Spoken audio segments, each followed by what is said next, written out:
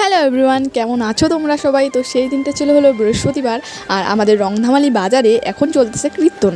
আর এই কীর্তন কিন্তু কয়েকদিন ধরে চলবে। আর আমি কিন্তু প্রতি বছরে রাধা গোবিন্দের জন্য মালা গেঁথে দেই, তাই প্রতি বছরের মতো এবারও রাধা গোবিন্দের জন্য মালা গেঁথে বেরিয়ে পড়ি দুই ভাস্তি আর আমি, আমার এক বৌদি, মন্দিরে যাওয়ার উদ্দেশ্যে। আমি কিন্তু শুধু একা নই, ওরাও মালা গেঁথেছিল রাধা গোবিন্দের জন্যে। আমরা ভেবেছিলাম যে ভোগের আগেই আমরা রাধা গোবিন্দের গলায় মালা চড়াবো, তাই আমাদের একটু তাড়াতাড়ি যেতে হবে। এত ফুল তুলে এত বড় একটা মালা গেঁথে তাড়াতাড়ি যাওয়াটা আমার কাছে চাপের হয়ে গেছিলো। আর কারণ হলো, নিজের হাতে ফুল তুলে এত বড় মালা আমি একাই গেঁথেছিলাম। তাই প্রথমে ভোরবেলা উঠে আমি চলে গেছিলাম ফুল তুলতে।